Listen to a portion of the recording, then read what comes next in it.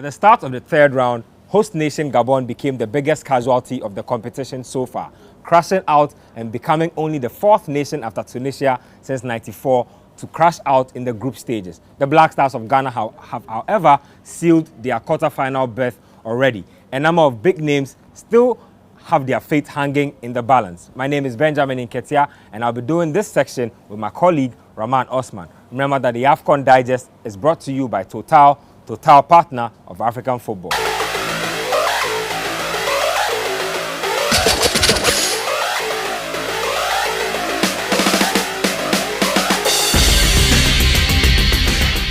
Host nation Gabon became the first casualty of the competition. Burkina Faso and Cameroon have already made it out to the quarterfinals. Rahman, quickly your thoughts on how the competition is progressing so far. Bertrand Traoré helping Burkina Faso to qualify. Pierre-Emerick Aubameyang, however, could not help his country to go further. Well, in 2012, Pierre-Emerick Aubameyang missed a penalty, a crucial one. It meant that his country did not make it to the semi-final. I'm sure this particular edition too, he'll be gutted by the 4th minute missed. It was a clear miss. It was a clear chance for him to actually score, but he ended up missing it. That chance was easier to miss than to score. But that's it about football. I've listened to Pierre-Emerick Aubameyang after that. He said that when it happens this way, everybody is disappointed. The players are disappointed, the fans are disappointed, and the whole nation is disappointed. But the first to be disappointed are the players themselves, and that's why it's come out this way. It's the beauty of the competition. To the second point about the interest in the competition, I think that it's been a strange competition, because if you look at the attendance when Gabon is playing, it's a bit low to when the big teams are playing. So like when Ghana is playing, like when Egypt is playing, or maybe when Senegal is playing, or even Mali, because there are a lot of Malians in Gabon and all that. I don't think it will have a big toll. I think there's a political instability in Gabon, and there's really a cold war between the president and the opposition, and that's why they have those kind of challenges. I feel that as the competition gets to the knockout stages, that's where it will be peppered up and will get a lot of people grow interest. Well, Group B seems like it's wide open. I mean, Senegal have already booked their spot in the next round of the competition. That second slot looks like it's up for grabs in Group B. I mean, Senegal have already booked their place in the quarterfinals. Tunisia will have to see if they could possibly snatch that last qualifying spot, but Algeria and possibly even Zimbabwe could have a say in that. Well, that's big, because Algeria come up against Senegal. Now, Senegal, for me, have been the most impressive team in this particular competition. Algeria have been the most disappointing team, if you reckon the fact that they have quality players. Now, they come up against, it's like the contrast is very huge. Top team against a very low team that has failed to actually lighten up the competition.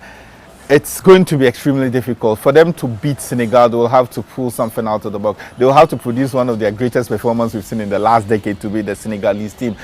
But for Zimbabwe also, they will have to do Algeria a favor. They have to beat Tunisia, which I don't think might be possible. Zimbabwe have proven that they're a very strong force to reckon with in this particular competition. But beating Tunisia, who beat Algeria, will be a far outcry for me. But it's football, as we say. Does Algeria have players enough to beat Senegal? Definitely they do. Do they have the collective unit to beat Senegal? We haven't seen that so far. Well, let's head over to Group C, because Group C has DR Congo, who I think have been one of the surprise packages of the competition so far. They top the group with 4 points heading into the final round of matches. That group also has Morocco, coached by Hervé Renard, and of course DR Congo out there as well. I don't know how you expect this group to shape up. And Côte d'Ivoire also in that particular one. The Ivorians, who are the defending champions, they are one of also the disappointments of the season. They have very good players also, but they fail to play as a unit so far. You get the feeling that they are reserving it for the last game. It will be disaster if they fail to go out of the group stages. So even though they have been disappointing in the first 2 games, I still fancy them to make it to the competition. You mentioned DR Congo, and I think they've been one of the top performers also. We didn't see them with such a strong performance, like nobody really gave them a chance to bully the group that they have done so far, but it tells us how strong they are collectively. And I've seen them play. I saw them play even against Côte d'Ivoire, and I felt that they were very good for their money. Then Togo also in there with an outside chance. You never can tell. The Togolese feel they've got nothing to lose in this particular competition. Their key man hasn't played football in the last 6 months, Shea Emmanuel Adebayo. But when you give him the chance, there's that possibility that he could score. Again, a group that has a lot of puzzles. But for me, DR Congo and Côte d'Ivoire will go through. So Group D is set, and of course Ghana have nothing to worry about after picking up 6 points and already qualifying to the quarterfinals of the competition. A number of individual players have broken records along the way. Black Star skipper Samajan, of course, became Ghana's all-time goal scorer at the AFCON when he scored his 8th goal in that game against Mali. Egypt, however, will be looking to send a signal when they play Ghana in the next game. Uganda have already been kicked out of the competition. Roman, how do you expect Group B to wrap up? Well, Group B has been decided already. I think Ghana will top the group. I mean, I said it before the competition. And you made mention of Asamoah Gyan. I think he's a legendary player. I think that Gyan is one of the best teams to have come out of Africa. And there's no doubt he's the highest goal scorer in the entire African continent at the World Cup. He scored goals. He's got 49 goals for Ghana in 99 appearances. That's amazing. Breaking records. Breaking records. Every time people doubt him, he goes out there to score. And I think that if Gyan was from any other country, a lot of emphasis and premium will be placed on him. But because he's from Ghana, we tend to underlook what he's done for this particular nation. An awesome player and a competitor with a different spirit. Goes out there to play anytime. He's not in what somebody would say 100% physically fit. But you get the feeling that if Ghana will come home with a trophy, he will play a central figure in it. The first game of the competition, he was the one who created the penalty for Ghana to win. The second game also, he was the one that scored the goal.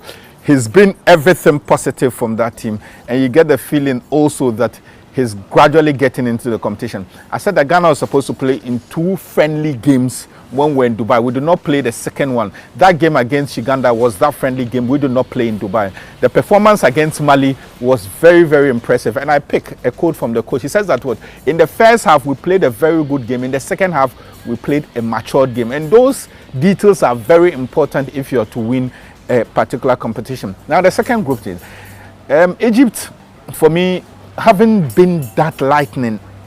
I think that they come into the final game against Ghana as the underdog, given the way the Black Stars have played. Now 2 wins and a clean sheet. It's all out for Egypt to come out and prove that if they can win it and snatch a slot. Now Mali, after a very important showing against the Pharaohs of Egypt, were very disappointing against the Black Stars.